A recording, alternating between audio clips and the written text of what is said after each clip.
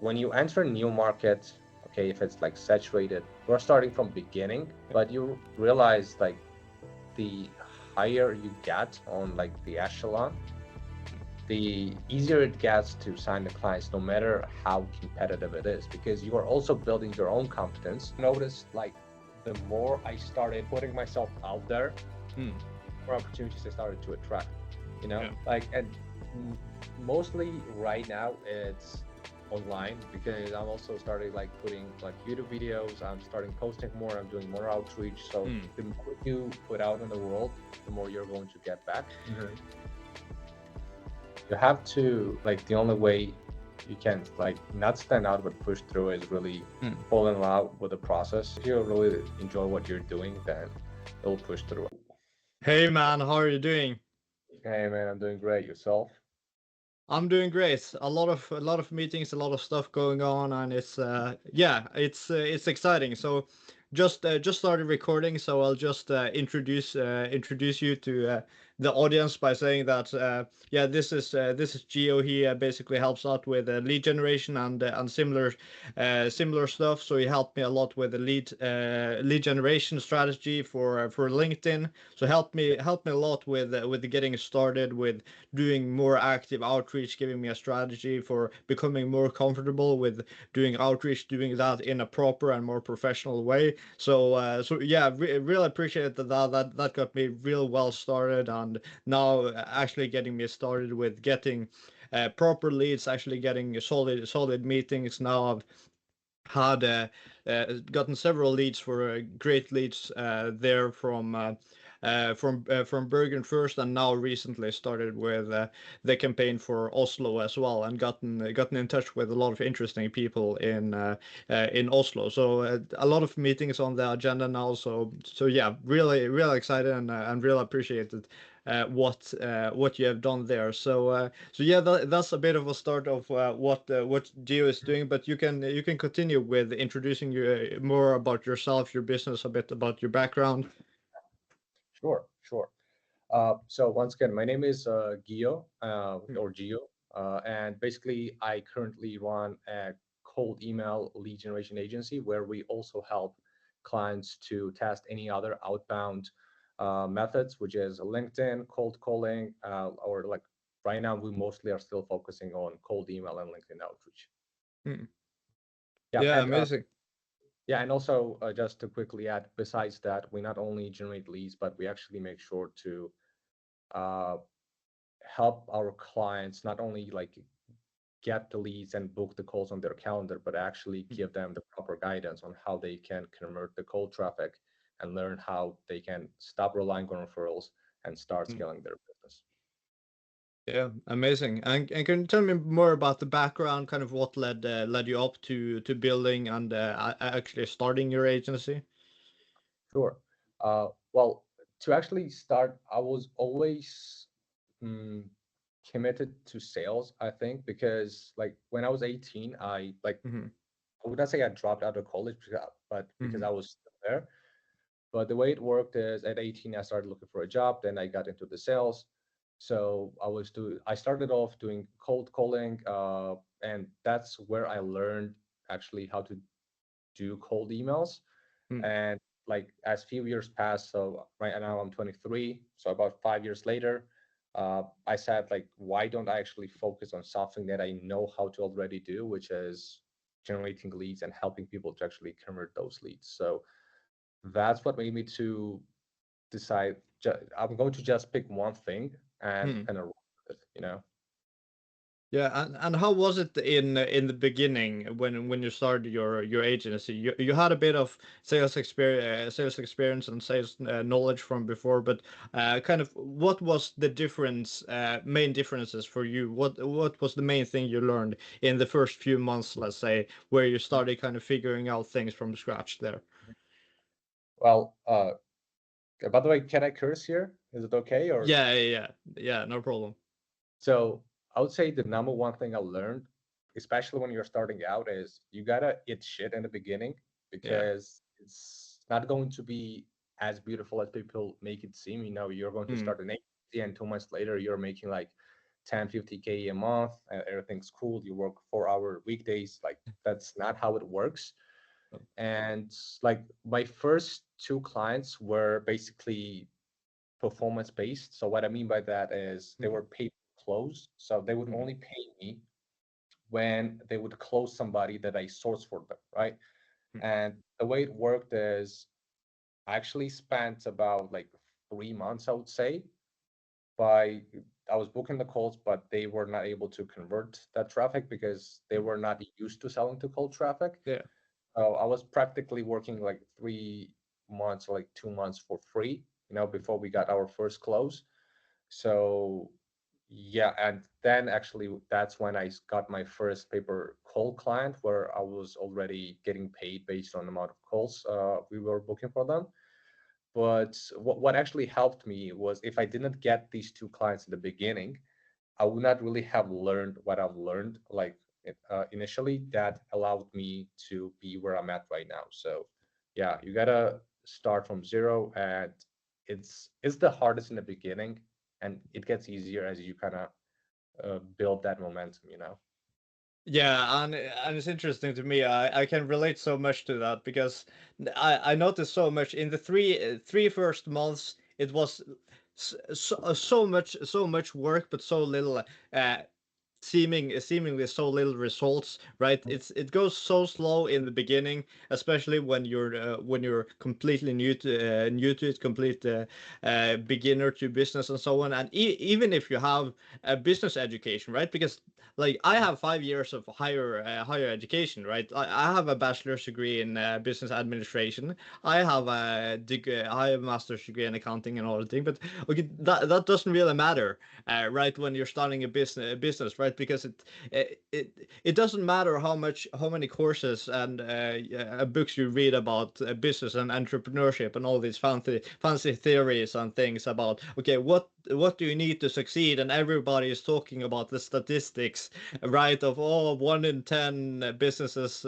succeed, or something like that. But that's completely useless information when you're actually starting a business, right? It's a matter of yeah, who lasts the longest at the end of the day, right? And I really really came to notice that the longer I persisted, so to speak, the three first months were the most difficult. But after about six months, then it starts to mature a bit. You kind of start to figure things out. You kind of manage to develop a lifestyle around working hard like all the time basically, and figuring out kind of what kind of habits and things you need to learn to actually maintain that lifestyle in the long run.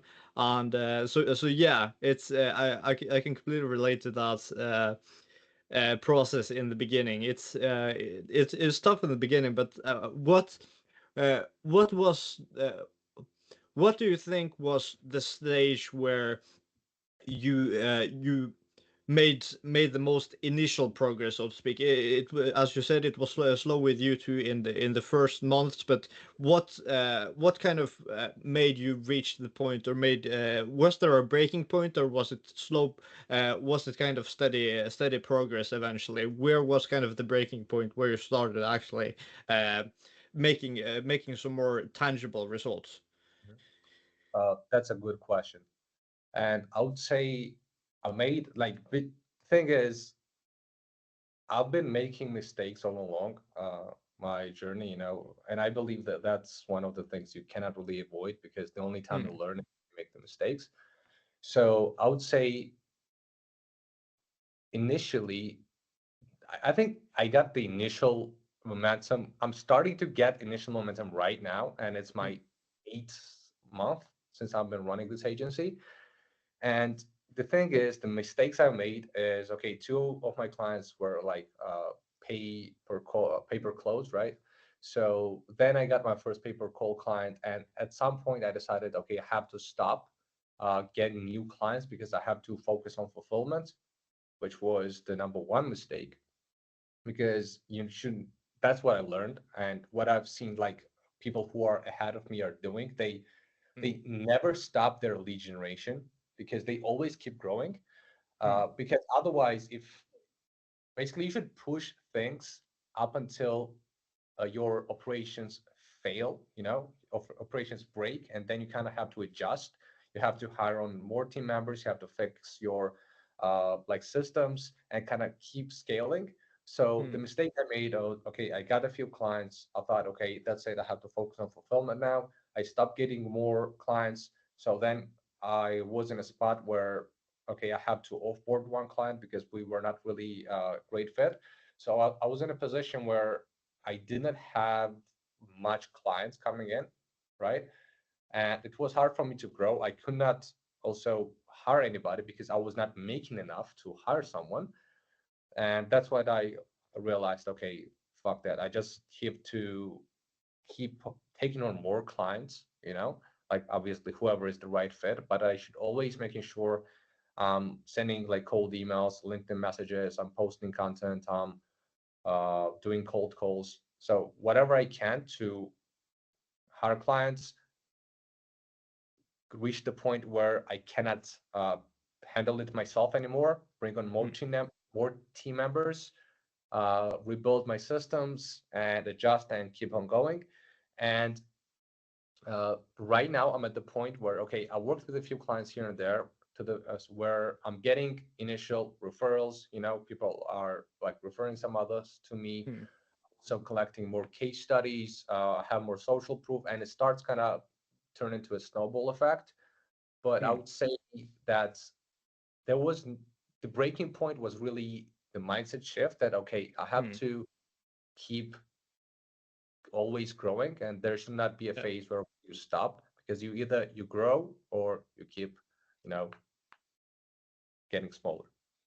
Yeah, I completely agree, and I've noticed that myself too. Okay, you just need to you need to stop being afraid of making mistakes, basically, right? Because basic and you need to kind of fear or confront your fears and discomforts, right? Because it's when you actually confront the fear and discomfort, that's when you grow the most at the end of the day. I've noticed that at the days that I work the hardest, that those are the days where I actually learn Mhm. mostly learn the most, where I'm just really uncomfortable when it is really really painful, but I have to just sit through it and know that at the end of the day this actually gets me to a higher state of consciousness and better at this, because as Alex Ramosi says, if you can do it when it's hard, it's effortless for you when it's easy, right? And that's sort of the mindset shift that I had to come to as well. Like such a powerful quote by Hormozy that made me realize that okay, it doesn't matter if it's hard. Okay, that's the best time. That's the best time to actually do this stuff, because that's when you learn it for real. That's when you can actually develop it as a habit. If you can do it when it's hard, you can do it without a problem when it's easy. And I realized that okay, when you actually get those habits and lessons into your kind of blood in those stages, that's when you can ultimately can reach freedom in the long run. Because when it's effortless for you, what is really hard for the rest of the people, then yeah, Yeah, it's amazing what you can achieve in the long run.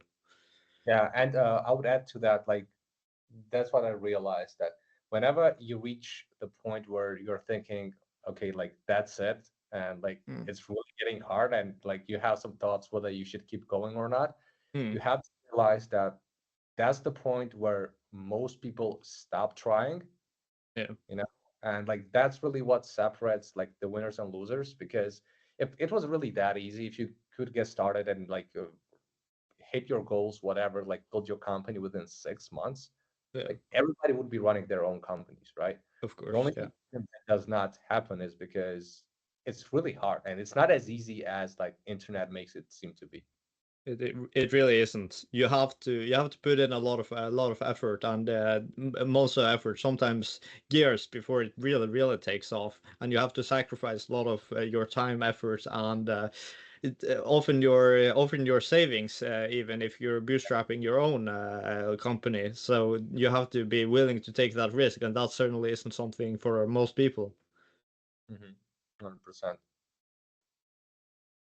Yeah, so uh, some things I want to discuss because you're in lead generation and you helped me out a bit with LinkedIn, but of course you're also on Twitter, and that's where that's where we got in touch as well. So I'm wondering what can you tell me a bit what you think about kind of Twitter and LinkedIn right now as kind of different platforms to outreach on for kind of different what are the kind of different vibes you get from Twitter and LinkedIn in comparison to when you're actually targeting an audience for as potential customers?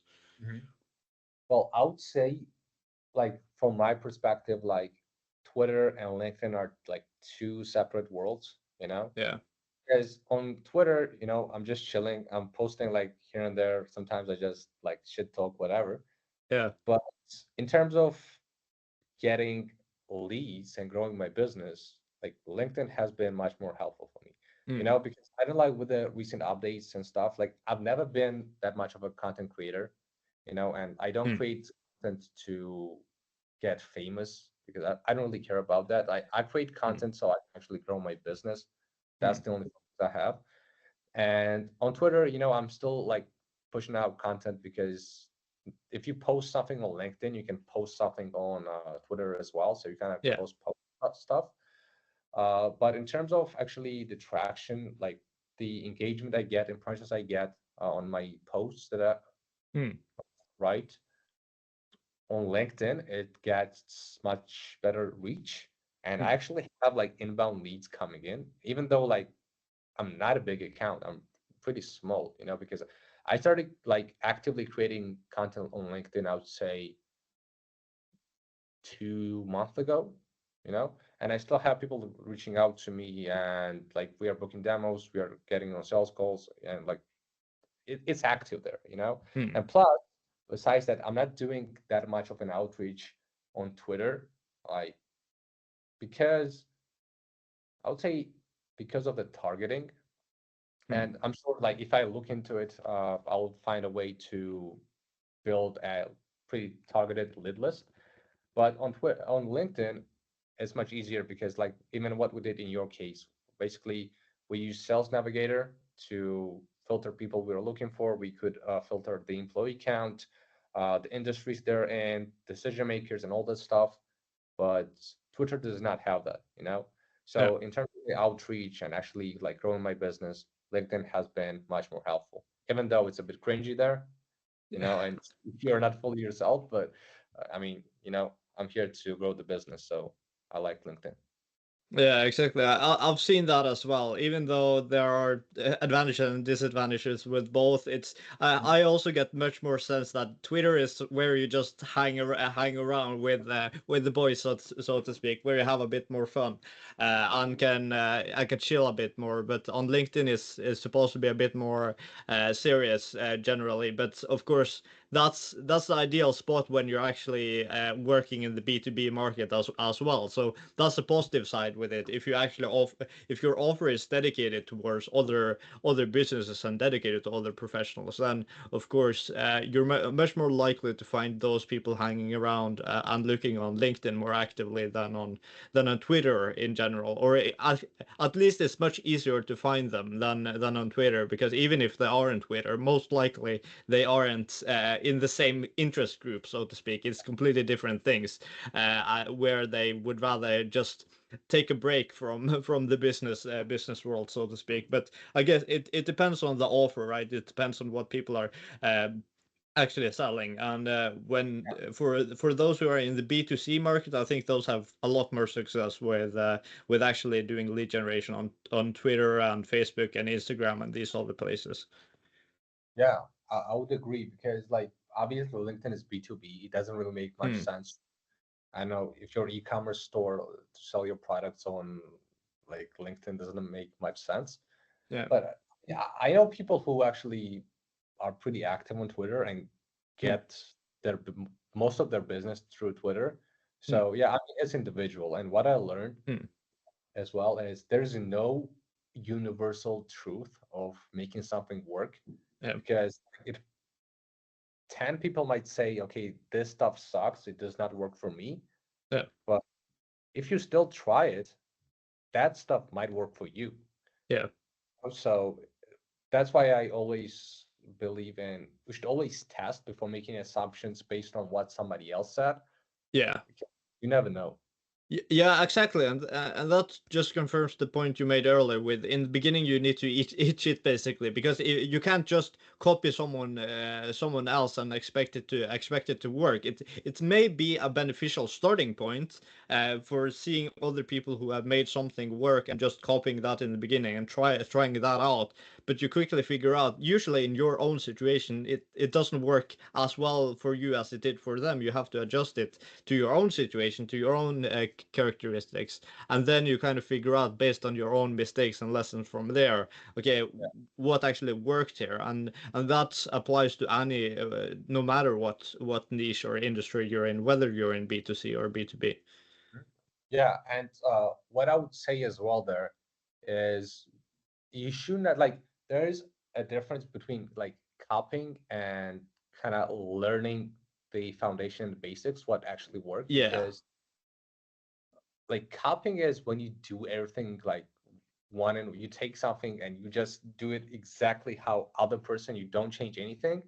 Yeah. But what I learned is one of the best ways to actually grow and like get rich, whatever. It's not about getting rich either. If you actually want to Mm. achieve something, the best way to do is find somebody who has already done what you want to achieve and see how they did it. Like you don't have Mm. to do everything step by step, but at least you'll notice the commonalities, the pattern, and the foundation that those people have that Yeah. allow them to get there. So when you have the foundation, when you have the baseline of what you should do, later on, once you get more competent, once you get more experience, when you put Mm. more reps in, then you can already start adjusting and adding your unique twist, you know? Yeah, and I think that's about building that foundation makes it is what I think is so powerful about, and what it makes it so necessary, especially in the beginning, to study as much as you can about those who have actually done something along the lines that you have managed to, and then it's amazing to have free resources by people who have done absolutely incredible, like Alex Hormozy, Patrick Bet David, Dan Peñas, like so many incredible lessons from people who have actually made it. And then you quickly realize in the beginning that as sooner the sooner you overcome your own arrogance and ego, the quicker you actually learn and manage to get some traction with your business, because you especially when you're selling your a service, you're selling yourself in a sense. You're selling a person to work along with, not just the actual results. And then, okay, people need to actually like you and trust you and respect you. And how are you going to do how are you going to do that? You need to figure out how to make yourself develop yourself into that person. So oftentimes, especially in that sense, I realized that it's not just about having good offer uh, in isolation. It's also about making my developing myself and making myself presentable and more sociable in a sense, because that's what I struggled the most with in the beginning, to actually make myself better in that sense. It was those social aspects connected to the sales and marketing, connecting to actually presenting myself as someone who would be interesting to work along with, getting that positive and high energy to actually not just bring the tangible results but also the intangible results, to actually be someone who inspires and also pushes others to reach their goals. Mhm. Yeah, and well, that's something that I've also been struggling with, and Mm. not only now, like generally, I wouldn't consider myself as an introvert because Mm. like I have a problem interacting with people. Mm. But like I mean, since school, it was like I I didn't have like much motivation to be friends with everybody, Mm. because right now I have a small group of friends. I'm not talking about like Twitter and stuff like online. I'm Mm. talking about in real life. I Yeah. have pretty small group of people that I'm really, really friends with. Mm. And right now, as I grow older, I realize, okay, that might not be the best thing, Mm. best way to live your life, because Yeah. at the end of the day, it's all about people, Mm. and connections you have, even not only like business wise, but Yeah. like, life's very unpredictable. You never know what's going to happen. So the more better, good connections you have, it doesn't Mm. have to be like you have to be like best friends with somebody, but if you Yeah. have like relationship, that can go a long way. Yeah, absolutely. I agree 100%, and that's what I found. Why I found it so important to actually do physical networking as well. To Mhm.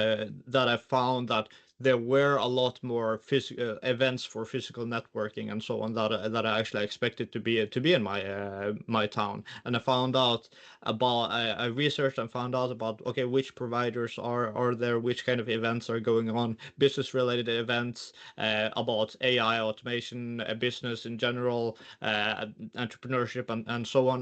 Testing out the waters a bit, trying out different types of networking events, and talking with a lot of different people, and it's that was I think that was a really important part of the process for me to develop myself as well when building the business, because it not only developed my social skills, it also made me figure out more about my ICP, right? More about, okay, what are the people I want to work with? What are the people that actually energizes me and who I get well along with, kind of naturally based on our interests, ambitions. I can that we can sense it kind of when we talk to them. What drives them? What are their goals? Are they have they actually found some kind of meaning and purpose, so to speak, that they have as their guiding star in their business that brings them further along. And the more I kind of did that, the more interesting people I met and network as I built my network, and I more actively attended those types of things. I also got more leads and potential partnerships as well. Like, not just people I could potentially close as clients, but also kind of partnership deals, like basically referral agreements. Basically, okay, if I give you a lead, I get a cut. If you give me a lead, you get a cut. Types of agreements like that, which could be really useful for passive income in the long run. The more I build my network, because then it's a matter of, okay, it's not just a matter anymore of, okay, I can sell automation service and so on to you, but okay, you might not need that right now, but you might need a CRM system, and I know someone who has a CRM, a great CRM system, and then yeah, I can offer that to you, or payment services, or a website provider, and I know people who offer these things, and I have agreements with them. So it's that's uh, that's what I realized was so powerful as well, because the more you develop and make these connections with the people who have more experience and more knowledge about the business arena than you, so to speak, then the more you realize that the opportunities are a lot greater than you realize in the beginning. Yeah, yeah. And I mean, I agree 100%, because I've noticed like the more I started putting myself out there, Mm, more opportunities I started to attract, you know? yeah. Like, and mostly right now it's online, because I'm also starting like putting like YouTube videos. I'm starting posting more. I'm doing more outreach. So Mm, the more you put out in the world, the more you're going to get back. yeah. And what you mentioned about like networking events, I believe like Mm, that's very powerful. mm, But like right now, I live in Georgia, mm, so here, networking events, like you can network people like within your country, but I'm not really focused on Georgian market. mm, I'm focused on either US market or European market. yeah. And that's something that actually my friend recommended, suggested. Mm, And I was curious why I never thought about it before that. mm, Why don't you actually go to networking like events in Europe, and mm, hit me. Okay, cool. First, I would love to travel Europe mm, because I love it. And the second is obviously I will meet people and plus grow my business for it. So Hmm. killing two birds with one stone there. So yeah, that's very good thing to consider down the line.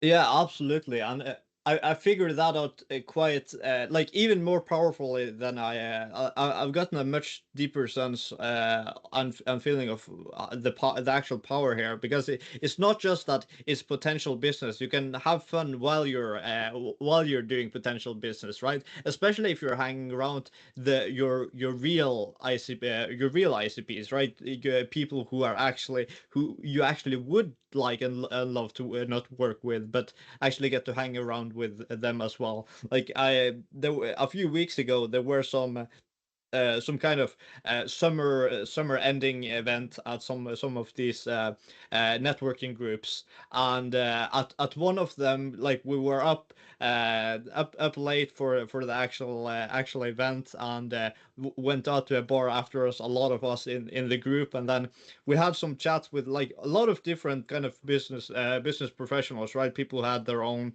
businesses, people who had some professional positions, and then when you kind of introduce yourself or got to greet someone there, it was like he could mention something that, okay, we have this need right now, we like, and that may be like after like 5 beers, 5 6 beers, right after you've gotten some alcohol in the blood and actually get the conversations flowing, right? Yeah, okay, you do data management, data stuff, okay. Well, we have a building that we want kind of card access to, and I was like, okay, I can call up some contacts I have, call up someone in my network and see, and that's what I did.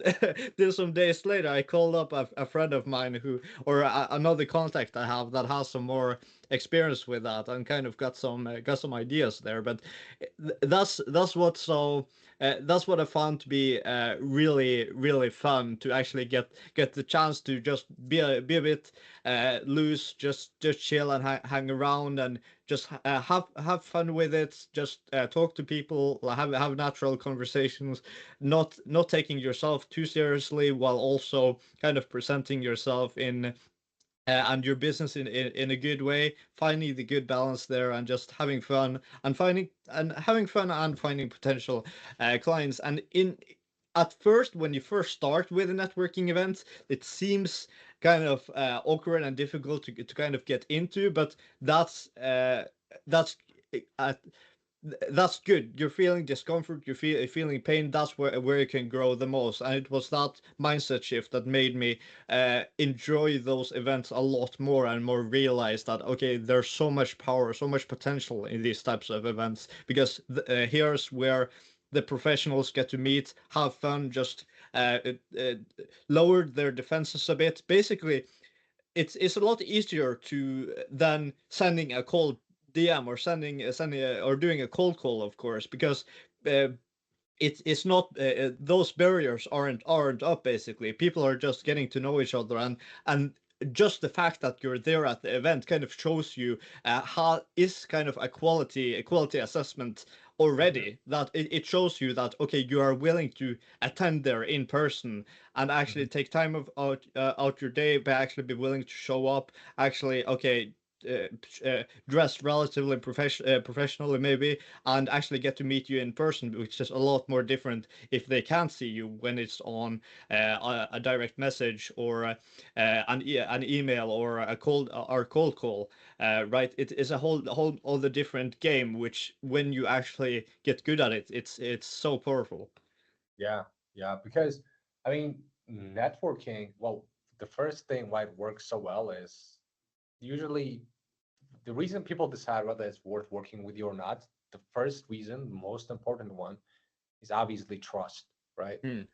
So when you send a cold email, when you do a cold call, whatever, like you're showing out of the blue, they cannot see Hmm. you, they're not Yeah. sure that you like who you are. So obviously it brings up so many question marks that makes it Hmm. the work on your end Yeah. to like close the deal much harder. But when you're there, they can physically see you. You can like shake Hmm. hands, and just chit chat. And like it's when you're on a networking event, I think it's not necessary for you to be too focused on selling, Mm. because I think people are tired of that stuff even at the daily work. And if you Yeah. show up, start pitching them right away, I think it will just repel them. Yeah, So absolutely, and that's why you need the natural conversation first. Okay, like what's your name? What do you do, basically, and you take the conversation from there. And what I found, the more of these networking events that you go to, you want to realize or you want to find out as soon as possible in the conversation, is this someone I would like to take this continue this conversation with? Is there something interesting for us to discuss further? And then when you actually find that, book a meeting for another time, because that saves both of you time and the opportunity to actually connect with other people there. And that's kind of a really important trick I found about these networking events. Like, you want to make the most out of take the most opportunities possible out of this, as well as provide the others the chance to do the same. And then you shouldn't take one or two people's time for the whole event, or at least the breaks and time you get to chat with people.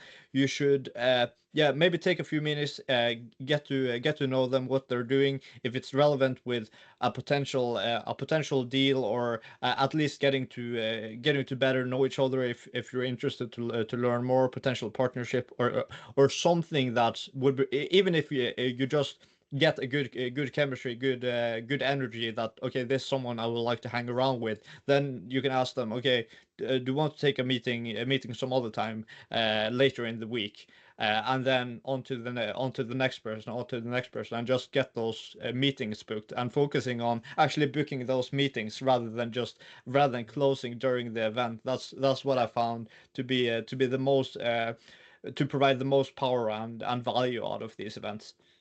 yeah, because I think if you're trying to move things forward too fast, Yeah, then come across as desperate, and like nobody work enjoys dealing with desperate people, not only in yeah, business but like generally in life.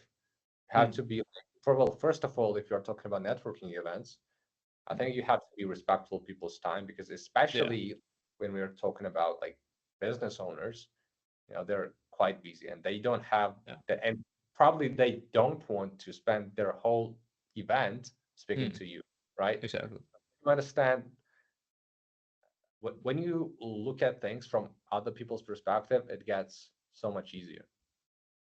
Yeah, absolutely. So it's just a matter, and that applies whether it's on events or in cold outreach, right? It's a matter of, you need to close the gap between like becoming being a stranger and actually being a trusted partner, a trusted and respected partner, right? And it's a lot easier to close the gap when you're at these events, but that doesn't mean the gap is not there. The gap still needs to be filled. And then yeah, you need to and it takes some time. It takes a lot of take some progress and some lessons to actually figure out how to actually get that click in your head, because that's often what it is, right? It's at one part along the journey, especially if you're not so used to selling and marketing from before.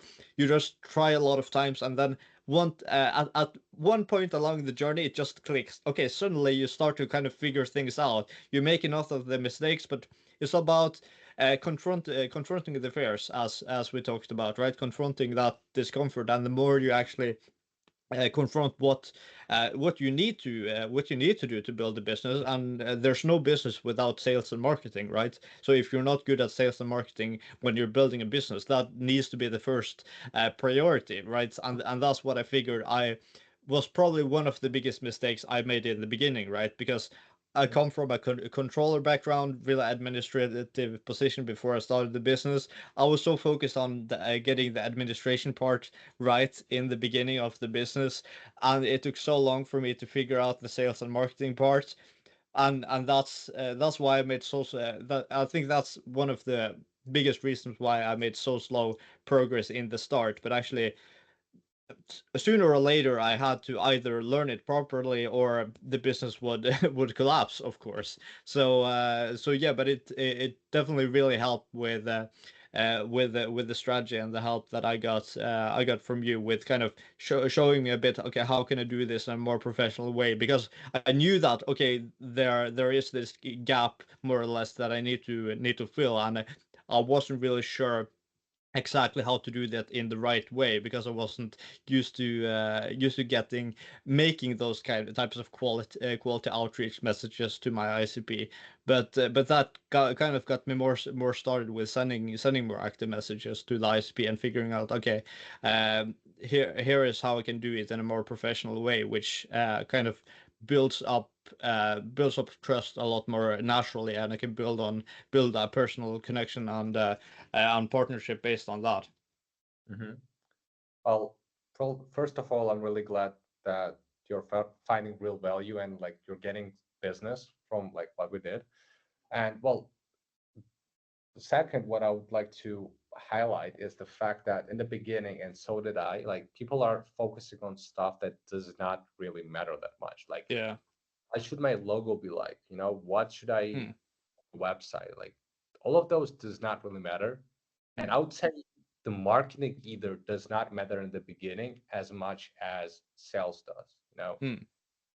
the whole point of sales, because like sales will allow you to get the initial traction. Because like Hmm. I don't really know what type of plan you had in your mind if it was not for the outreach messages, but well, realistically, what you would do probably is post content, right, and Hmm. wait for people to message you, get some inbound leads. Yeah. Do I get that correctly? Like that's More or less. Yeah. yeah. And the thing is, I mean, inbound is cool. Like Hmm. it's much more easier to close. You know, people trust you more, this and that. But it takes time to build out. And if Yeah. you're starting the business, you don't have like 8 months to like wait till somebody reaches out and hey, I want to work with you. You know, Yeah. you have to knock on as many doors as possible. Hmm. And you know, I have it's on my Twitter bio as a joke that I'm like harassing decision makers for a living. But I mean, that's what you should do. You know, you have to be a bit aggressive with Hmm. your out, and you really have to put yourself out there because if you don't, Yeah. you cannot expect to grow in a way that you No. want to. But when you have the sales part nailed down, and well, first you should never stop doing sales because that's the only way you can grow as a business. Yeah. But when you reach a certain point, then obviously you have to start sprinkling and adding the marketing, Hmm. which actually is amplifier of sales. Yeah. So yeah, I would say like sales first, marketing second. That at least for me, and that's how I look at it. Yeah, I completely agree. That's yeah, that's the takeaway that I've gotten as well. It's so important to actually get good at sales, get good at sales, get good at marketing, and actually figure out kind of in the beginning before you think about the logo, the website. I think before you get a logo or website, you should have a sales script. I did not that doing that. I did not have that in the beginning, but I should have. And that's what I think is a really important lesson for those who are planning to start a business or early in starting a business. That's what I would say. Basically, get a sales script before you get a logo or a website, because that has so much more potential for actually getting you to grow. Very true. And but by sales script, do you mean like what you were talking on a sales call, or like the general system and process of the sales?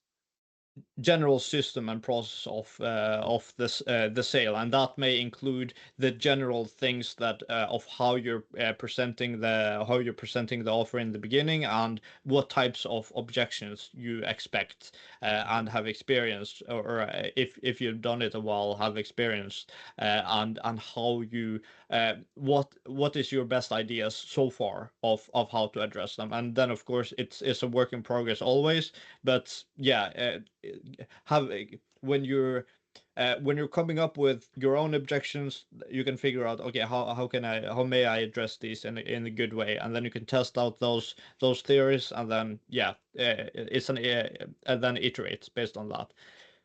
Hmm.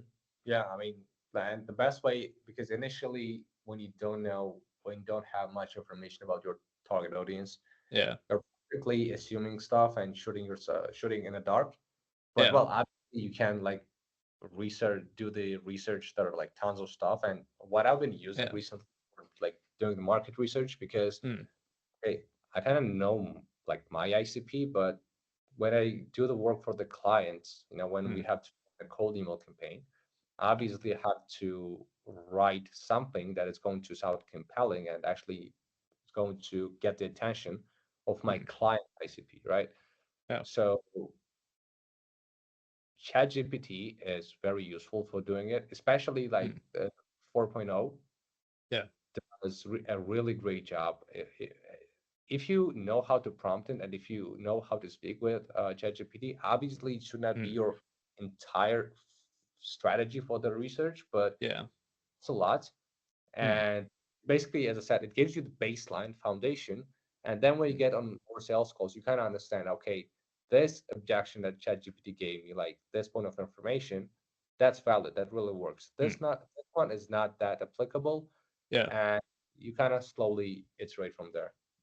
Yeah, absolutely. It's really good for brainstorming, really good for idea generation, but then of course you need to validate those stuff yourself, and especially if you're using, if you're trying to use it for content, then okay, it can be a starting point, but okay, you need to make it authentic yourself. Either way, it's otherwise it's not going to work because I know in the beginning of the year when I was starting to do marketing with the business, I tried out the approach with basically just automating getting content from basically directly from ChatGPT based on a topic, but of course no engagement. You get no engagement with that type of stuff. So I've gotten a bit better since then and writing more of my own stuff. It's probably still some stuff that is cringe, but it's better better than before, right? Still don't know what I'm doing, but yeah, just trying out and experimenting, trying to make it a bit less cringe for each post. Yeah, man, you always learn along the way. If you're Yeah. afraid to come across as cringe, at times, then you can never grow. First, you Yeah. have to be a bit cringe. Yeah. It just has to be like there's no other way around it.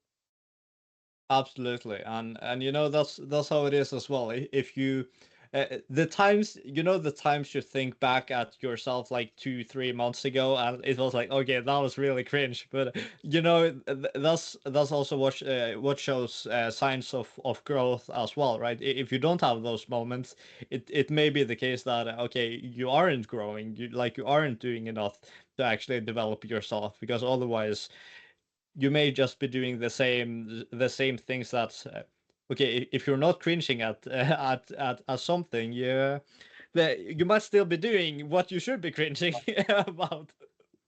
Yeah, that actually shows that you're in the same place where you were like 2 or 3 months ago. So Yeah. definitely not a good indicator. Yeah, exactly. You need to keep growing, and that's what I love about building a business as well. I found that the more I go, the more I continue and develop the business, I also develop myself more as well, and it's probably the only way I could have developed myself and kind of pushed and forced myself to grow as much, because no matter which type of 9 to 5 job I would have, there's no chance I would have learned and grown so much because of the kind of positions and situations I've had to put myself into to actually develop and actually grow as a person for this to make some progress and work. So that's what I really love about it as well. Like absolutely, the building a business is the key to self development. Basically, it's the most effective shortcut. Even though it's the most painful, it's the most effective shortcut to actually develop yourself into the person and get the life that you really want. Yeah. And I would say one of the reasons why it actually helps you develop as a person so much is Uh, the fact that you're basically everything in the beginning yeah. inside the business. So You're basically doing marketing, you're doing sales, you're doing like operational side, you're doing fulfillment for the clients. So everything is on your shoulders, and you'll learn how you can wear many hats, you know. But as you grow, there comes a point when you also have to start focusing on the leadership, hiring, to build a strong team, how to manage the team. Because, like, I mean, you can only go solo so far, because you'll eventually hit the roadblock where you just cannot do all of the things alone, Yeah. and it will lead to the burnout, or basically you'll hate what you're doing, because if every single day you wake up and you hate what you're doing because you have so much stuff going on that you can barely, yeah, Yeah. that's not a good sign. But No. initially, that's a must have, if you ask me. Yeah, exactly. It's not sustainable in the long run when you're actually getting to those situations, and that's why it's so important to have some find the good habits and the things that makes you kind of disconnect from it all as well. When you're actually pushing yourself to that situation, okay, what can you actually lean on to kind of make that lifestyle sustainable? Because it's not for of course it's not for most people, so you need to develop and kind of construct this lifestyle of working really hard and in a lot of different new fields that you're not used to from before. And yeah, that requires kind of figuring things out. And for me, that was about, okay, going more actively to the gym basically every day when I have the chance, and basically building other good habits, like connected to, like, not only exercise, but okay, social events, and basically hanging around with friends maybe, and finding those things that work for you basically, and that can be unique to everyone. What kind of energizes you, of course, but that's what you need to find. Otherwise, you're going to be completely drained at one point. You need to find a way to kind of make that work for you, and then build on that later to kind of buy back your time basically, because that's what you're doing in the long term, right? You want to buy back your time, and outsourcing what you can, either to other providers, or who are more specialized in those fields, or actually hiring someone internally in the company to focus on these areas. Hmm. Exactly. Because, I mean, there's much more to life, I think, besides work. Mm, If the only thing you do is you wake up and you do the work, you don't have time for family, you don't have the time to mm, enjoy the money you're making, you don't have the time to spend it with your friends, and mm, that shit. I don't want to live yeah, like that, you know? of course. And the whole point of this is the reason I'm putting so much work and time into this right now, Mm, because I know that the older I get, the more responsibilities I'm going to have. yeah. So I know I want to make sure that I can dedicate all the time to my family, to my hobbies, and to enjoying the life, Mm, to the fullest. And obviously doing work because I enjoy what I'm doing. mm, But if you don't find a work-life balance, then eventually you'll hate the work, you yeah. know? Yeah. And just 1 second, I'm going to turn up the lights because it's getting a Mm, bit dark. yeah. All right. Yeah, I completely agree, and it reminds me about something I talked about with I had a meeting with one of my leads. He's in the shipping industry, and he told me that as well. He had done entrepreneurship, I think, like 5 years or something, and worked in the shipping industry for a while. And he said generally there are two age categories of founders, like the main the may like most founders are either young in their like 20s or early 30s, like before they have like a family and these big obligations, or they're in like their 50s, around their 50s, like before they would otherwise retire and get too old, but old enough to have gotten great experience on something to kind of build naturally upon, to create their own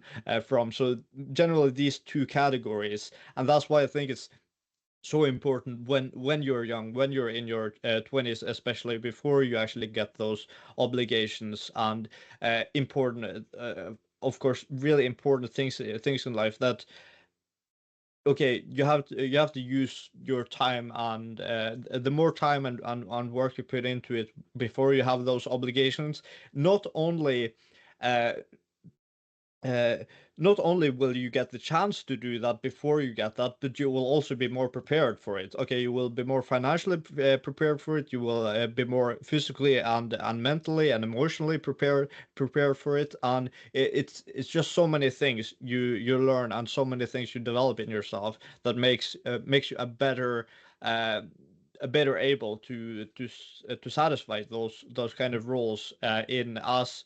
Um, uh, to be with as a significant to be a good person for your significant others and for your future children, right? And I think that's what is important to realize as well, that you're not just doing it for the work and you're doing it for the money, but okay, there's something you're going to do with the money, right? And that's the experiences that you can provide for yourself, your family, and those around you, right? And when you're still young, that's the best opportunity to just start right now, and doing that while you still have the chance. And of course, it's still possible for those who are in their 30s or 40s as well, but it's a lot more challenging to find the time and to actually make it work, because you can't take the same kind of risks as you can when you're in your 20s. 100%, I agree. And in terms of actually, I would say taking the chances, as you said, it's much easier when you have less obligation, but Mm, also the money itself. Like, I know everyone has their own opinion on this, but I would say I'm not that, I don't have a lust for the money mm, itself, yeah, because it's cool. Obviously, the money is very important because our world nowadays revolves mm, around money. So yeah, if you want to actually be able to make and live a good life, you need to have money. yeah, But there's a certain revenue level after which it mm, doesn't really matter how much you're making, you know? So I think, well, at least this is my point of mm, view right now, yeah, that when I get like making about like 20K a month, and I'm talking about mm, like pure profit, will yeah, allow you to live a life that like 99% of people on the earth don't live, you yeah, know? Obviously, when you will be at this stage, you will want to make more. mm, But like from my perspective, the only reason I will want to make more because I look at this whole thing as a game. Like I've mm, been a gamer since childhood, and I mm, realized like, okay, I cannot play video games anymore because mm, that does not get me paid. It doesn't put mm, food on the table. But at least I can like gamify what I do right now, yeah. you know, and making more money is just collecting more points, you know. Yeah, I think that when you come above a certain point, that then it becomes that, right?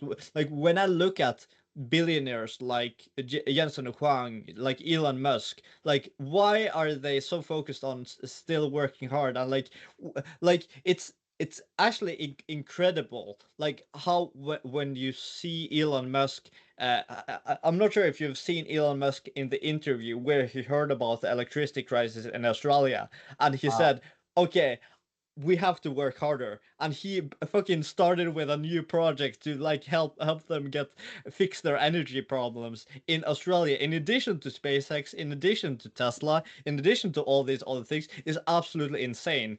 Like, why is it still working 16 hours? Because he has purpose. He wants to actually make a difference. It's not just like the money is just like monopoly money at that point basically, but it's yeah, it's a whole other different whole other game to and whole other mindset compared to, especially when you're growing up maybe in I'm from like not exactly lower class, maybe like lower middle class or something, but like when you are from kind of those types, that type of socioeconomic class, it's a really different mindset you have growing up.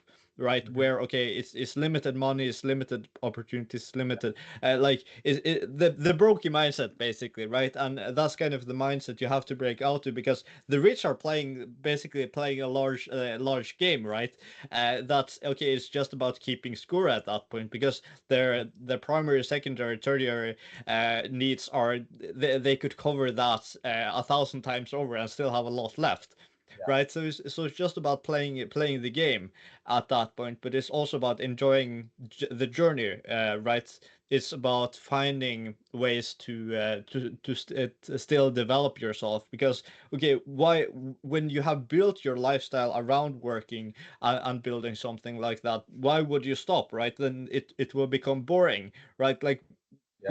when you've gotten used to the adrenaline and the excitement of the uncertainty and risk involved in starting a business, you can't really, you would miss something in like you would feel something is missing if you were to just give that all away, and just like maybe go to back to like a regular slow 95, or like doing something else, right? Like it may be what, like for some people that may be what they want in the long run, that they have enough money to retire on the farm, or something, but for other people they just want to see how far they can get. Yeah, man. And I don't really get the thing of like bashing people who do 9 to 5. I Yeah. think that that's one of the, I don't know, like weirdest things to do, Mm. because like you have to understand that not everybody wants to live this type of life, Mm. because as we mentioned before, shit's not easy, you know? Yeah. And I don't see anything wrong with people being content with just going to the work at 9, living at 5, and then Mm. doing whatever they want with no extra responsibilities. Yeah. So, like, everybody cannot be fucking entrepreneur and like own businesses, because Mm. otherwise there would be no company, no people to hire to actually help you build the company. So, Yeah, exactly. Yeah, it's worth to know, that and to realize the difference between uh everyone everyone has the opportunity to become an entrepreneur, but not everyone will, of course not everyone will, because it's really hard. You have to go through a lot of challenges to get there. So even like it's incredible what opportunities are available for people to actually get to that point, when they're putting in the effort and when they're learning what needs to be done to actually get there. But of course it's not for everyone to go through that process. It's not everyone who even really wants that, who has other priorities in life. And that's what's good about the market is ecosystem, right? Okay, you have other chances, other places you can go. You can have a 9 to 5. You have those other opportunities that it will satisfy your lifestyle, and those have benefits and risks as well, right? Okay, it's beneficial with security, security you get, security with your job, your income, and so on. And there's the risk, right? It's you don't get as much um, don't get paid as much as you can as an entrepreneur. You certainly don't get revenue, as much revenue increase, uh, because your income, basically the growth in your income may even be below the inflation at this point, and you may lose your job unless you're otherwise working hard on developing your skills and becoming more valuable for the company as well. So there are risks with being in a 9 to 5, but it certainly makes it, uh yeah, the requirements for keeping and growing in a job is a lot less than uh building your own company from scratch. But I know at least in my situation, if I was to try to go out in the market again after 6 to 12 months, trying to start a business, even if that will go completely to hell, so to speak, then I know that okay, I have a really strong network among entrepreneurship about business people. I've learned how sales and marketing work. I've learned how to build a business from scratch basically, and of course based on that I could negotiate probably a really good deal and a good satisfied position even in the job market. And there's a lot of and a 9 to 5 job isn't just one type of thing either. It's like some 9 to 5 jobs, it like more on the lower ends of the spectrum. Kind of course, the minimum wage jobs are completely shitty, right? If you don't have any experience, of course, that will be kind of the starting point and the worst place to start. But eventually, as you get more experience, you can actually negotiate, because you know more and you have more skills, and you can develop those types of and you have more leverage to show that, okay, you would have a lot more value to get me in your position than all the other candidates, right?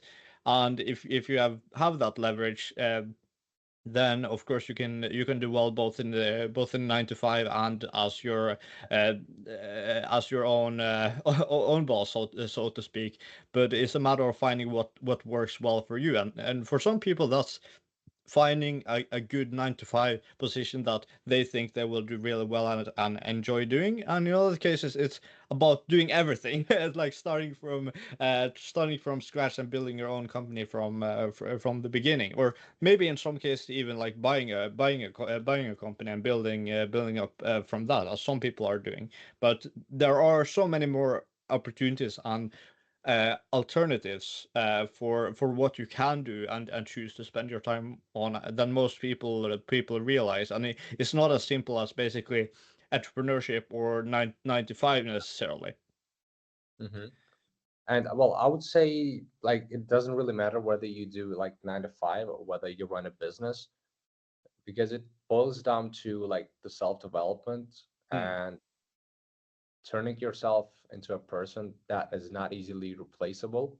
mm, No, 'cause you can work 9 to 5, but if basically you are the person who is bringing the most revenue to the company, yeah, I mean, nobody's going to fire you. And even if they will, the fact yeah, that you have a track record of being able to like generate so much revenue and help the business out that much, you'll have no problem with getting another job, because I mean, businesses need A players, mm, but that's how it works. And but like the part that I don't get is if you whether you do 9 to 5 or whether you do like entrepreneurship, you have to strive to be the best. And mm, I'm not talking about like usually, I don't get this thing of like competing with others, because the mm, only person I'm competing at the end of the day is myself. yeah, So if you are constantly competing with yourself, getting better than you were yesterday, you reach the point where, okay, you can be an A player, whether it's in your business or whether it's in somebody else's, and it, there's a balance in that. Nobody's going to just fire you or whatever because mm. you're the guy or girl, Yeah, whatever. exactly, and that's what I think is important, especially to realize as well. I realized that pretty early as well, that like I could either like when it comes to develop myself and actually getting competitive advantage, like do I either like use a lot of time on this strategy part with kind of okay, studying all my competitors, what are they doing, what am I not doing, like so on, or should I just focus on myself, right? Should I focus on okay, learning the skills that seems relevant to my ICP, seems relevant. Like sometimes in some cases it's not even relevant or necessary to look at your competition, right? It's a matter of like okay, what does the customer needs and how can I satisfy that in the best way possible. If you become too obsessed with your what your competitors are doing, you always react to something. You're not proactive, but you need to be proactive, and then it doesn't matter what your competition is, right? Because there's always more to take from the market, right? Especially it may be a saturated market, but the more you learn, the more you develop yourself, the more of that market you can actually get for yourself. Yeah, I mean, saturation only exists if you're mediocre. Yeah, exactly. There are people in saturated markets who are like making the most of the money, and Yeah. like the way it works is like really 20% of companies, agencies, whatever, gets Mm, the 80% of the client's results, income, whatever, mm, because they've climbed their way up. mm, And when you enter a new market, okay, if it's like saturated, you're starting from beginning, but you realize like the higher you get on like the echelon, the easier it gets to sign the clients, no matter how competitive it is, because you are also building your own competence that Yeah. allows you to do that. You have more case studies, you have more results to show, you have a better skill set, better team, like whatever you're evolving. So Yeah. therefore, like getting more clients and standing out is not as hard.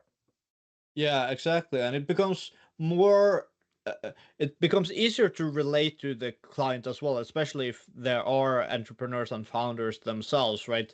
That they can tell if you've kind of gone through the process, right? Okay, and actually gone through the stages and difficulty, right? That can be an immediate sign of signal to get them to respect you, even if they don't know much other things about you. Okay, if you manage to build bootstrap a company yourself with your own own funds over like half a year, then okay, that's immediately something that that gets me in the door. That immediately something that becomes a conversation starter, something that makes me interesting for them to be curious about what I'm doing and what I can potentially help with. And it's about finding those ways to actually uh, because as we mentioned, okay, you need to show present yourself in a way that signals both you can trust you, and you should respect both signal both trust and respect. And that often comes with just going through the steps a lot of the time. And the more of those kind of stories, and the more you develop of your business and of yourself, then it becomes a lot more natural for you to pitch yourself in more naturally. You don't need to force it at that point. It becomes kind of a natural point in the conversation where it's just, yeah, okay, yeah, this who I am, this what I offer, basically. And you can hear from them and their situation what you can do for them is about what you can do for them in that case. And and when you have that kind of story, that type of background, you've clearly gone through the process. You haven't given up where a lot of other people would give up.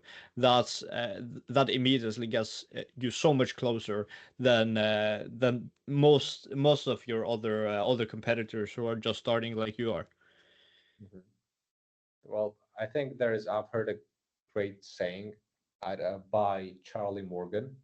Hmm. So whether it's his or he got it from somebody else, but that makes total sense, which is like within your first year of business, you should Hmm. not focus on making like crazy amounts of money, Hmm. as you should focus on just staying in the game and not Yeah. quitting. Yeah. You know, Exactly. if you like can push through those 12 months despite not seeing like crazy results, Hmm. and already okay, you have built the skin in the game, and you know what it already takes to kind of go from there. We have the resilience, because I think that's one Hmm. of the most important factors when like building your business. Yeah. But when you have that, like there's no big factor that can actually hold you back. Absolutely. It's so critical, so powerful, because it, you, what yeah, it's a matter of staying in the game. It's a matter of not quitting. And as long as you're not quitting, you have to grow. You have to grow in order to in order not to quit. In order to or in order both not to quit and not to default. Not for everything to fall off a cliff. Basically, because yeah, it's three things that can happen. Either you quit, and or you choose quitting, or you actually default. Okay, you've pushed, you tried, but it defaults. Okay, you can't do anything about that. You have to suffer the consequences from that. You want to avoid that, of course. So the third alternative is to grow. That's the only alternative, right? Okay, and back to what Hormozy said. Okay, either your business is growing or you are growing. So you need to at least grow yourself, your own competence, your own knowledge, even if you don't see immediate results. But it's Yeah, I think that's really important in the beginning to or to realize as soon as possible when you're starting a business as well, that it's not just the immediate financial results that are important. It's also what you learn. It's also how you grow, and that in itself is a sign of signal, an important sign of progress towards what you're going for. Because if you're just focused on what your actually practical results, financial results will be, and not on the not on the inputs you're actually putting in, then you're much more likely to quit because you don't see the immediate connection. But you need to realize that a connection as soon as possible. And I think when you actually understand that, and have that resilience, and have that insight, and have the knowledge that things are going, and hope that things are going to turn out okay, even if it seems bleak maybe at certain moments, then you're going to outlast a lot of your competitors and all the people who are trying to do the same thing. Mhm. You have to, like, the only way you can like not stand out but push through is really Mm. fall in love with the process. Yeah. If you really enjoy what you're doing, then you'll push through. Otherwise, if it feels like a chore to wake up every day and like do the work, because well, I would say like there are days and quite a lot of them Mm. sometimes that I don't really feel like working, Yeah. but I know that I have to do it anyway, like regardless of how I feel, whether I feel Mm. like good, whether I feel bad, the work needs to get done. And that's something you like, that's the characteristic that you evolve with the time. Because when I started out, obviously, and I think everybody has this, that Mm. you only work on days you feel like it. And if you only work for days when you feel like it, Mm. uh, it's not going to last long, because there are No. not going to be enough days in your life where you feel that good to build a sustainable business. Exactly, and there's several reasons why that is really unlike when you're, if you're operating by that principle, it's very unlikely that you will get a lot of business. First of all, you're not getting as much progress. You're not learning as much as you could be with that time, and you're not getting in touch with and doing as much client work as you could be doing. But also, in addition to those things, how can you earn respect? How can you earn respect and trust with your potential customers when you can't really show or tell them honestly that you are the one who show up, you are the one who will get results, you are the one who will do the work even when things are hard. When you Mhm. can't when you can't really say that, when you don't really have the kind of the evidence to support that, it becomes a lot more difficult to actually pitch yourself into new customers as well, because even if you're trying to kind of bullshit your way out of it, then it will likely show in some way, shape, or form, right? Either in your insecurity in when you're trying to pitch them often, but even if you're good at covering that, it will show up in other ways, right? You can't get as good results, you can't do as good a job with uh, with managing everything that is involved in actually building a business when you're just doing it on days you feel like it. Because okay, this is not a game for the weak, so to speak. It's a game for pushing it through. It's a game of resilience, and that means also doing it, actually finding ways to enjoy the process, no matter and just believing that better times are ahead, even though seems difficult right now. You know that okay, it's through facing the pain and discomfort that's how I really grow. And if I ignore this and try to kind of push this down, that will give me hell in the long term. Mhm. That's an interesting concept, and like from what I noticed from my own journey is the fact that the points where I was the closest to kind of giving up, like, Mm. because I think every business owner has those thoughts once in a while that, okay, Mm. like, is it worth it? Should I keep Yeah. going? And every single time I had those thoughts, and I was like, okay, ignore them. Like, I know that like tomorrow I will not feel the way I'm feeling now. So, Mm, okay, the next day or like in that week was usually when I got my biggest wins. You mm, know, so I don't know like why it works that way. Why it's is it coincidence, whatever it is.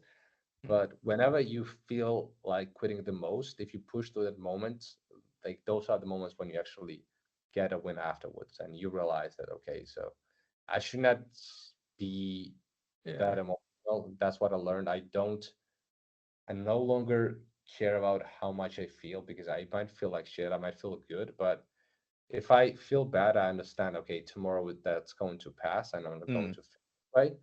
mm, If I'm feeling pretty good, excited, mm, I understand. Okay, like tomorrow I'm not going to feel this way, you know. So mm, yeah. you gotta be remain, I would say, still positive when things are Mm. bad, and you gotta remain grateful and humble at the same time when things are going good. Yeah, absolutely. It's a matter of keeping your head cool and not taking everything personal as well. I realized one thing today. I actually made a tweet about it when I think back on my own experience so far. Like when you're starting the business and registering it as a corporate entity for the first time, that seems like a big thing to you at the time.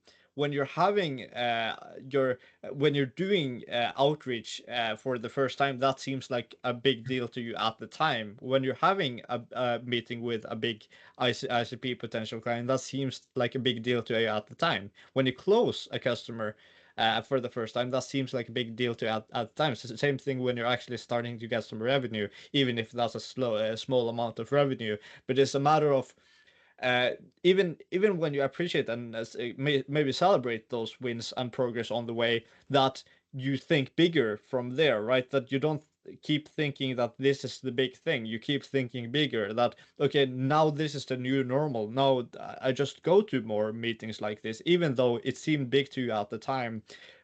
By going through it, it's no longer this big, mysterious and difficult and painful thing. You can become used to it, and okay, that's kind of becomes part of the process for you.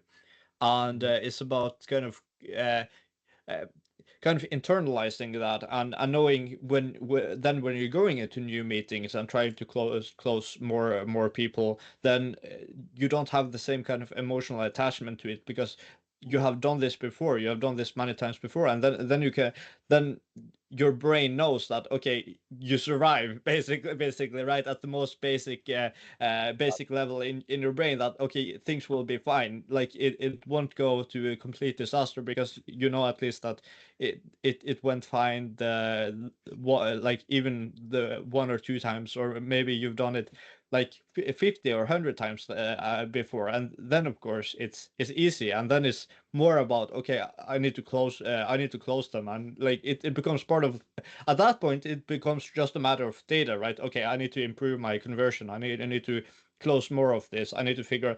You become completely emotionally unattached to it. It just becomes a matter of okay, how can I do this in a better way and get better results?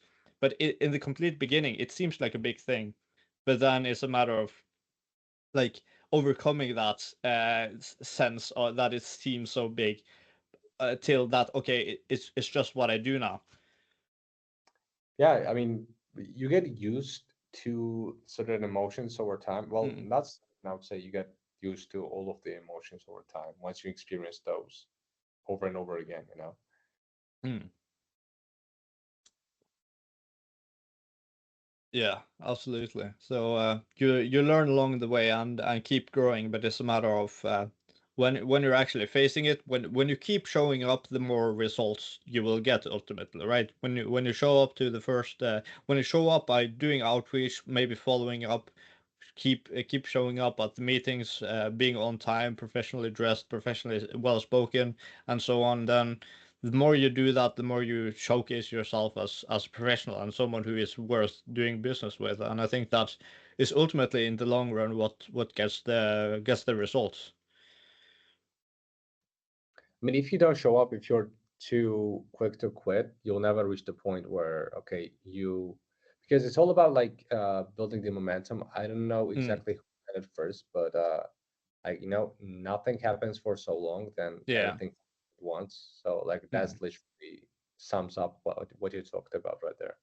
Yeah, exactly. Like it's I think that a lot of people quit, like even if they're kind of in the starting process, they're like curious, like, okay, should I start my business? Okay, like I may have just reached out to a few people, okay, they booked some meetings, but okay, then they have that one bad day, and on that bad day they have a meeting, and then it's like, oh, I don't want to wake up. Okay, I'll just it doesn't matter. Like, I'll just sleep in today, and they miss that meeting and maybe a really big opportunity for getting their first client, getting a lot of other referrals, or maybe even just the chance to learn more about their market and what actually it takes to grow further. But the more you miss of those opportunities, the more it affects your long-term results, your long-term ability to grow and actually make something of yourself in this field. Yep, 100%.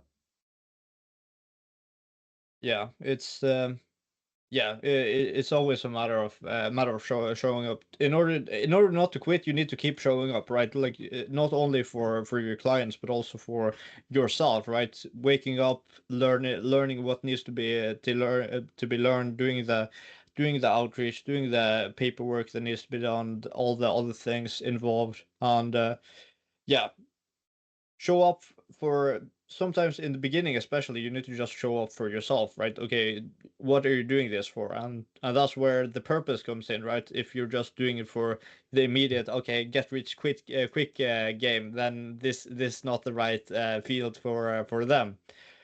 Hmm. But if they actually want the slow but sure route, then it's a hard but really insightful and educational process. Yeah, it's definitely worthwhile in the end because like whatever like quick money, I would say like fast money does not last long. No. And especially I'm all about more building a cash flow rather Yeah. than just getting a quick buck like once a year. Mm, So I like the process itself of okay, we are at a certain point, we did this, we got to the next point, right? mm, So now we're doing this. Also, your problems change. So the problems you had maybe like 3 months ago, they no longer apply to you, but yeah, it does not really matter at what stage you are in your journey. You'll always have the problems, like new problems. yeah, You have to keep solving. That's just the part mm. of not only business. I think that's just a part of life. That like life without problems is a weird way to live life. I think that's one of the reasons people get like depression and they kind of get off the rails. But yeah. Yeah, exactly. I think that a person who thinks they don't have problems are delusional in a sense, or at least have really low standards for themselves. Because, like, what is a problem exactly, right? It's a matter of, okay, you have set that standard high enough for yourself to consider that there's something that needs to be changed, Hmm. right? So, okay, whether that be, okay, I'm not getting enough sales, I'm not doing well enough marketing, that can be a problem, right? Because it's not bringing you results, or it's not bringing you as good results as you would like. Then you consider that a problem that needs to be fixed, and you work on that. And I really like what Justin Waller said about this. Like the size of you can see the size of a man by the size of his problems, right? And he started talking about how he basically had a seven figures account receivable account, and how that was his type of problem, and and those types of things is really interesting to hear about those who have made it really this far, like what types of problems they're kind of experiencing and going through, and kind of figuring out, okay, how can I solve this problem, right? But it's a whole different game than when you're actually starting out, and the more of these uh, problems you fix at the starting point, which often are connected um, to personal issues. When you fix the parts of yourself that needs to be fixed in order to develop, then yeah, the more you can go on to more exciting and interesting problems, because then you don't have to worry about all these things connected to your personal life, and these things you need to worry about your own health, your own survival at the worst, in the worst case, and actually get to higher points in the game the more you actually do this. Yeah, well, I would say like the health is definitely one of the things you cannot neglect because Mm. we are still young and like Yeah. we have like as many health problems as like when you get older, but at the same time you're not getting any younger, you know? Yeah. So okay, cool if you like dedicate all the time to the business, making money, but neglecting your health. Yeah. You, when you grow up, okay, when you'll start having the health issues, you'll realize that all the money that you have is not really worth it. I mean, yeah, you Mm. can like fix some of your health issues with money, but still, it does not it doesn't make any sense that okay, you spend time, energy in the beginning to like acquire this wealth, and then you're just spending it on your Mm. health. Yeah, exactly. And it's a matter of like, do you want to not just earn money, but do you want to have it all, so to speak? And then health, of course, becomes a natural part of it, because like even if you're rich and overweight, do you really get all the respect that you could have gotten? Like, are you sure that, like, of course you will get a lot more respect, of course, if you are active physically, if you are getting well in shape, so you get so much more respect that way, because it shows immediately, especially at meetings and events. Okay, how well does it seem like you're taking care of yourself, and how well you're taking care of yourself signals how well you will take care of them as a client, of course. Yeah, very true, 100%. Yeah. So, is there anything more you would like to discuss? Man, I think we talked about pretty much everything that we could have. No? Do you have anything else in mind? I'm sure there's always things to discuss, but we've covered a lot of interesting topics there, and it was really interesting to have you on, tell more about your story, and to make this discussion. So I'm sure we'll get a lot of great content from this. So I'll post this on Tuesday, I think. Tuesday around probably like 6 p.m. Central Eastern, Central European time, and then make a lot of shorts and from it, and publish those as well. So I'm sure we'll get a lot of golden nuggets from what we've discussed during this time. So yeah, it's been great having you on, man. I'm looking forward to keep in touch and talk more in the future. I'm looking forward to see the growth of your business, and of course for all the people watching, if you want some help with lead generation and other things we've talked about that he offers, be sure to check the links in the description to get in touch with him, to book a meeting if you're interested, and see what he can do for you. So yeah, thanks again for joining us today, Gio, and wish you a great week ahead. Thank you very much, man, first of all, for having me here. It was really a pleasure, really great talk. But yeah, as we said, we are going to continue our like relationship of this, I would say like podcast, right? Mm, So yeah, we'll take it from there. But once again, it was a pleasure to be here, and thanks a lot. amazing. Thank you very much. Take care. Take care, man.